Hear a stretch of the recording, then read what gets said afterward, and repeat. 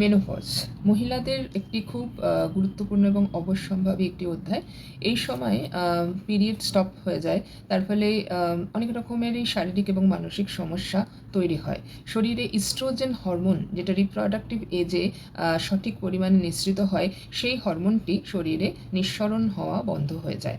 আর এর থেকেই নানান রকমের মুড সুইং হওয়া, ওজন বৃদ্ধি পাওয়া এবং হট ফ্ল্যাশেস, নানান রকমের সমস্যা কিন্তু আসে। তো যখনই পেরিমেনোপজের সময়টা, অর্থাৎ মেনোপজের কিছু বছর আগে, 40 বছর হয়ে গেলে পরে ওয়েট ম্যানেজমেন্ট করা শুরু করুন এবং শরীরের যে যে ইম্পর্ট্যান্ট মিনারেলসগুলোর প্রয়োজন আছে, যেগুলোর মেনোপজ হয়ে গেলে ঘাটতি আরও বেশি দেখা যায়, যেমন ক্যালসিয়াম, আয়রন ইত্যাদি, সেইগুলোর যাতে ঠিক থাকে তার টেক কেয়ার করাটা দরকার আছে। সেই ধরনের ফুড নিন যেগুলো থেকে সেগুলো পাবেন। যদি অসুবিধা হয় সেক্ষেত্রে সাপ্লিমেন্টের প্রয়োজন পড়বে। পেরিমেনোপজ সময় থেকে অনেকেরই হট ফ্ল্যাশেস, অনেকেরই মুড সুইং, এই সমস্ত সমস্যাগুলো তৈরি হয়। আর যত বেশি আনহেলদি লাইফস্টাইল, যত বেশি আনহেলদি ফুড খাওয়ার অভ্যেস থাকবে, তত বেশি এই সমস্যাগুলো হবে। এবং যাদের ওজন বেশি তাদের হট ফ্ল্যাশেস বেশি হয় দেখা যায়, যাদের ওজন বেশি তাদের তাড়াতাড়ি মেনোপজও আসে, এটাও দেখা যায়। তো সেই ক্ষেত্রে ওয়েট ম্যানেজমেন্ট অর্থাৎ রাখুন, মানে ওজন কম।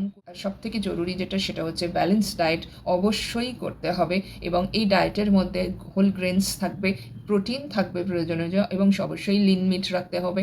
আর থাকবে গুড ফ্যাট, অর্থাৎ যেখান থেকে আমরা ওমেগা 3 ফ্যাটি অ্যাসিড পাবো। এই ওমেগা 3 ফ্যাটি অ্যাসিড কিন্তু আমাদের মেন্টাল হেলথকেও ভালো রাখতে সাহায্য করে। ওজন বাড়ার সাথে সাথে আরেকটা জিনিস, টামি ফ্যাট, যাকে আমরা সেন্ট্রাল ওবেসিটি বলি, সেই জিনিসটাও বাড়তে দেখা যায়। এর থেকে ডায়াবেটিস এবং হার্টের প্রবলেম, এগুলো কিন্তু খুবই কমন।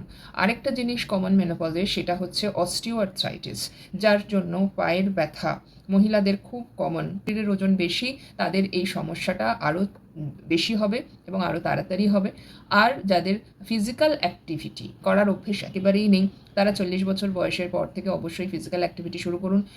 অন্তত পক্ষে 30 মিনিট হাঁটুন, যেটা কার্ডিও এক্সারসাইজের মধ্যে পড়বে।